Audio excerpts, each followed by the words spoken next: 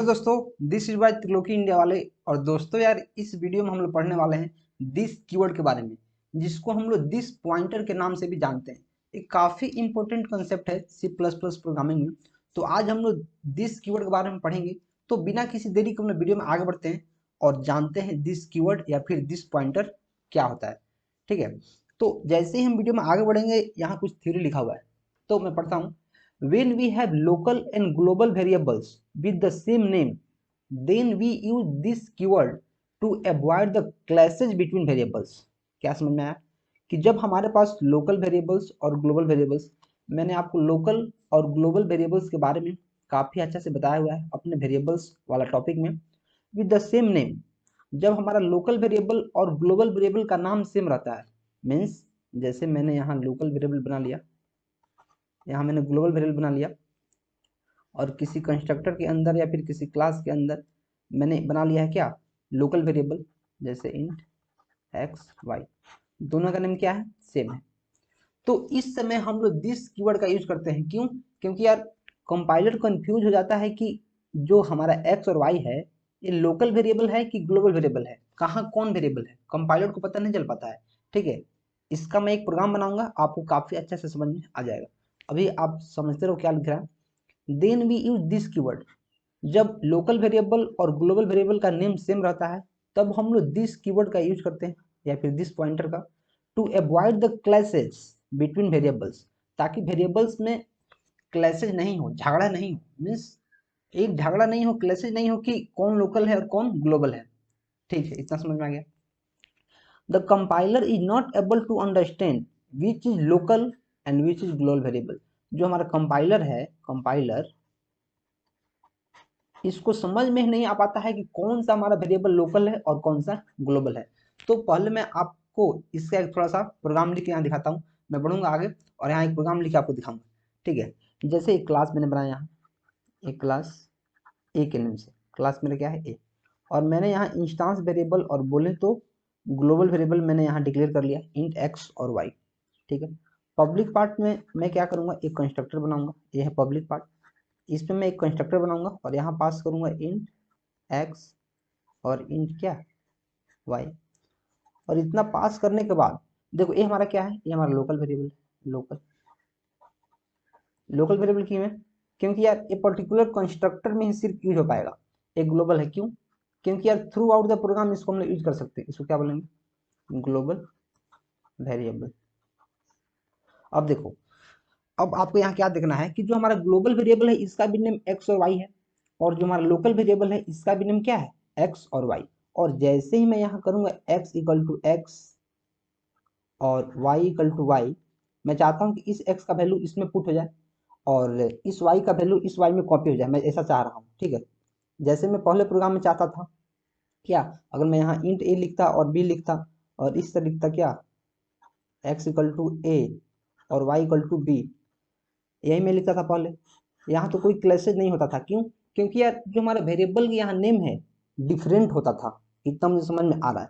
लेकिन यहाँ भी एक्स और वाई है, यहाँ भी एक्स और वाई है। अब मैं जब एक्स का वैल्यू एक्स में पुट कर रहा हूँ और वाई का वैल्यू वाई में पुट कर रहा हूँ, तो कंपाइलर कंफ्यूज हो जा पा रहा है क्या, कि ये जो एक्स है ये ग्लोबल है कि लोकल है, ये जो एक्स है ये ग्लोबल है कि लोकल है, इसको समझ में नहीं आ पाता है। तो कंपाइलर क्या थ्रो कर देता है, यहाँ थ्रो कर देगा एरर। यहाँ क्या थ्रो करेगा, कंपाइलर एरर थ्रो कर देगा। वो कंफ्यूज हो गया है कि भैया मुझे समझ में नहीं आ रहा है कि तुम किस एक्स और किस वाई की बात कर रहे हो, वो दोनों को लोकल ही ट्रीट कर लेगा। तो इसको समझाने के लिए, कंपाइलर को समझाने के लिए कि भाई मैं जो लेफ्ट हैंड साइड वाला जो एक्स और वाई यूज कर रहा हूँ ये हमारा इंस्टांस वेरिएबल है, ये हमारा ग्लोबल है, इसको बताने के लिए हमें दिस कीवर्ड का यूज करना पड़ता है। तो मैं क्या करूंगा, इसको यहाँ लिख दूंगा नीचे।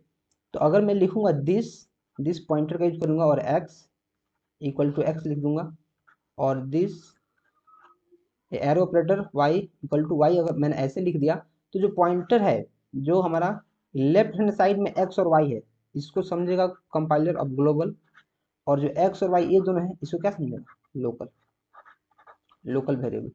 अभी समझ में आया? अभी समझ में आया।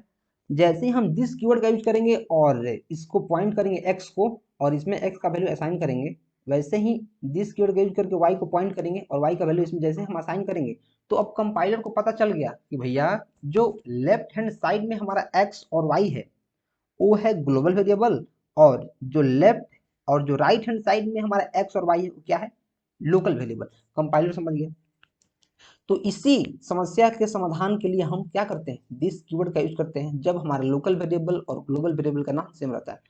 अगर सेम नहीं रहता है तो कोई दिक्कत नहीं, हमारा जो नॉर्मल एग्जीक्यूशन होता है वैसे होते रहता है। ठीक है।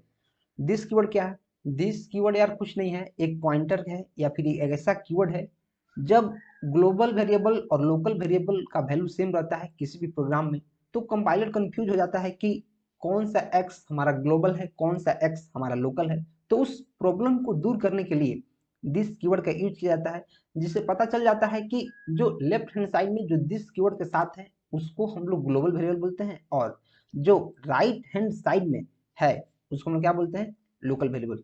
समझ में आ गया, समझ में आया। बस दिस कीवर्ड का कंसेप्ट इतना ही है। बहुत सारे लोग पता नहीं क्या क्या बताते हैं, बहुत भारी सो कर देते हैं। तो अभी मैं चलूंगा अपने दिव C++ कंपाइलर में और आपको इसका प्रोग्राम करके दिखाऊंगा प्रैक्टिकली, ताकि आपको चीजें जो है हमेशा के लिए क्लियर हो जाए। तो मैं चलूंगा दिव C++ कंपाइलर में और यहाँ देखूंगा। तो सबसे पहले मैं टाइप करूंगा क्या, हैज इंक्लूड। आप भी मेरे साथ टाइप कर सकते हो, क्योंकि अगर मेरे साथ टाइप करोगे तो बहुत सारी चीजें आपको क्रिस्टल क्लियर हो जाएंगी यहीं पे। तो मैं लिखूंगा हैश इंक्लूड आयो स्ट्रीम। मेरे साथ टाइप करो तो बहुत आपको मजा आएगा, इस बात की भी गारंटी मैं देता हूँ कभी कभी, और ये गारंटी अभी मैं दे रहा हूँ। तो आपको काफ़ी मजा आएगा अगर मेरे साथ टाइप कीजिएगा। तो मैं लिखूंगा इंट मेन और यहीं मैं बेसिक स्ट्रक्चर इसका बना लूंगा। मैं क्या करूँगा, इसका रिटर्न जीरो यहीं पे लिख दूंगा। आपको भी लिखना रिटर्न जीरो काफ़ी जरूरी है तो आप यहाँ लिख दें। ठीक है। अब मैं क्या करूँगा, ऊपर जाऊँगा और ऊपर जाने के बाद मैं क्लास बनाऊंगा। तो मैं एक क्लास बना लूंगा किसके नेम से, ए के नेम से। और उसके बाद मैं यहाँ दो प्राइवेट वेरिएबल बनाऊंगा जिसको हम लोग ग्लोबली डिफाइन कर रहे हैं। क्यों, क्योंकि मैंने सबसे ऊपर इसको डिफाइन कर रहा है तो ग्लोबल है, मैंने यूज कर दिया। और मैं यहाँ क्या करूँगा, एक पब्लिक बनाऊंगा, पब्लिक, और इसमें मैं कंस्ट्रक्टर को डिफाइन करूंगा। और आपको पता है कंस्ट्रक्टर क्या होता है, जिसका नेम क्लास के सेम होता है और इसमें कोई रिटर्न टाइप नहीं होता है, और सेम टू सेम मैं इसी नेम से बना देता हूँ। ठीक है। मैं अभी आपको दूसरा नेम चेंज करके भी दिखाऊंगा, आप टेंशन मत लो। अब मैं क्या कर रहा हूँ, एक्स इक्वल टू क्या कर रहा हूँ, एक्स, वाई इक्वल टू क्या करूँगा, वाई। इतना मैंने कर दिया। इतना करने के बाद मैं क्या करूँगा, मैं नीचे जाऊँगा और एक पब्लिक मेथड बनाऊँगा वॉइड शो के नेम से। और इसको बनाने के बाद मैं इसी में इन दोनों वैल्यू का वैल्यू प्रिंट करने की कोशिश करूँगा, सी आउट एक्स एंडल, नीचे जाऊँगा सी आउट वाई और क्या एंडल। इतना मैंने कर दिया। फॉन्ट साइज में थोड़ा छोटा करूँगा, मैंने कर दिया। ठीक है। इतना करने के बाद मैं क्या करूँगा, मैं जाऊँगा मेन फंक्शन में, और मेन फंक्शन में जाने के बाद मैं यहाँ एक चीज़ करूँगा। अभी मैं क्या करूँगा, क्लास ए का ऑब्जेक्ट बनाऊँगा। तो ए, और इसका ऑब्जेक्ट मैंने ए8 बना लिया। अब जैसे ही मैं ए, या फिर मैंने ऑब्जेक्ट बनाया है और यहाँ कंस्ट्रक्टर है, तो मैं क्या करूँगा, ऑब्जेक्ट के थ्रू जैसे इनिशियलाइज कर दूंगा इसको, डायरेक्ट में कर दूंगा क्या 10 और 20। अब मैं क्या करूँगा, शो फंक्शन को कॉल करूँगा, तभी हमारा क्या हो पाएगा, हमारा आउटपुट शो हो पाएगा। ए डॉट शो, मैं नीचे जाऊँगा और शो को कॉल कर दूंगा, कंट्रोल प्लस एस करूँगा, कुछ भी नेम दे दूंगा डॉट CPP। अब मैं इसको रन करने की कोशिश करूँगा। जैसे मैं रन करूंगा तो हमारे पास आउटपुट 0 0 आएगा, क्योंकि कंपाइलर कंफ्यूज हो गया है कि कौन सा वैल्यू इसमें पुट करें, तो कुछ भी वैल्यू पुट नहीं कर रहा है। इतना मुझे समझ में आ गया। अगर मैं एक बार के लिए बिना दिस कीवर्ड को मैं क्या करता हूँ, इसका नाम चेंज कर देता हूँ। इसका नाम मैंने ए कर दिया और इसका नाम मैंने क्या कर दिया, बी कर दिया। अब मैं क्या करूँगा, इधर यहाँ ए और यहाँ बी मैं करके दिखता हूँ। यहाँ मैंने ए बी कर दिया। ठीक है। अब जैसे मैं कंट्रोल एस करूंगा और इसको सेव और कंपाइल रन करूंगा, तो नो डाउट कि 10 और 20 हमारा क्या हो जाएगा, प्रिंट हो जाएगा। इस समय क्यों प्रिंट हो गया, क्योंकि यार यहाँ जो लोकल वेरिएबल है और ग्लोबल वेरिएबल का नाम अलग अलग है, और इस तरह हम काफी प्रोग्राम बनाते आ रहे हैं और हमें पता है। ठीक है। अब मैं चाहता हूँ कि नहीं, हमारा जो नेम है यहाँ, यहाँ भी मेरा एक्स और वाई ही रहेगा, यहाँ भी एक्स रहेगा और यहाँ भी वाई रहेगा। और जैसे मैं ऐसे कर रहा हूँ, यहाँ अगर ए की जगह पे यहाँ एक्स लिखता हूँ और बी की जगह पे अगर मैं वाई लिखता हूँ, तो कंपाइलर कंफ्यूज हो जा रहा है और कुछ आउटपुट नहीं दे रहा है, सिर्फ 0 0 दे रहा है। तो कंपाइलर को कंफ्यूजन दूर करने के लिए मैं क्या करूंगा, इसके आगे मैं क्या करूंगा, दिस पॉइंटर का यूज करूंगा और एरो ऑपरेटर मैंने कर दिया, वैसे ही दिस एरो ऑपरेटर क्या वाई। जैसे मैंने इतना किया, अब कंपाइलर को पता चल जाएगा कि जो हमारा दिस के साथ जो हमारा एक्स है, ए है क्या ग्लोबल वेरिएबल मीन्स ए वाला है, और जो दिस के साथ वाई है, ए हमारा ग्लोबल वेरिएबल कौन वाला, ए वाला। ठीक है, और जैसे मैं इतना करके कंट्रोल प्लस एस करूंगा और कंपाइल रन करूंगा, तो नो डाउट हमारा 10 और 20 क्या होगा। तो आप बोलोगे सर जब मैं वैसे ही कर ही ले रहा था, यहाँ अगर नेम इसका चेंज करके मैं कर ले रहा था, उसका आउटपुट आ जा रहा था, तो फिर मुझे इसी नेम का करने से क्या जरूरत पड़ा। मैं बोलूंगा बाबू यही C++ का नियम है, अगर कोई बच्चा कोई भी प्रोग्रामर जो है सेम नेम दे रहा है प्रोग्राम में, उसके पास ज़्यादा वेरिएबल्स नहीं है, और जो लंबे लंबे बड़े बड़े प्रोग्राम्स होते हैं उनमें बहुत सारा वेरिएबल्स का नाम कहाँ से आएगा, तो एक ही वेरिएबल्स को हम लोग लोकल और ग्लोबल बनाते हैं ताकि हमारा मेमोरी भी बचा रहे और उसको हम यूज कर पाए। समझ में आ रहा है। तो इसीलिए हम क्या करते हैं, दिस कीवर्ड का यूज करते हैं और अपने प्रॉब्लम को दूर कर देते हैं। ठीक है, तो मैं चलूंगा प्रेजेंटेशन में और आपको एक नया चीज बताऊंगा। देखिए, तो ये रहा हमारा दिस कीवर्ड का कंसेप्ट। अगर वीडियो पसंद आ रहा है तो वीडियो क्या करते रहना है, लाइक करते रहना है, वीडियो को लाइक करते रहना है, चैनल को सब्सक्राइब करते रहना, सब्सक्राइब। और मैं तो कहूँगा यार आप C++ का मेरा जो प्लेलिस्ट है इसको शुरू से देखिए, शुरू से देखिएगा तो आपको बहुत सारी कंसेप्ट एकदम रूट लेवल से क्लियर हो जाएगी। ठीक है, तो शुरू से देखिए, अपने दोस्तों में शेयर करते रहिए, वीडियो को लाइक करते रहिए और हमारा मोटिवेशन एकदम हाई करते रहिए। ठीक है, तो मिलते हैं अगले वीडियो में। Till then keep supporting and keep exploring.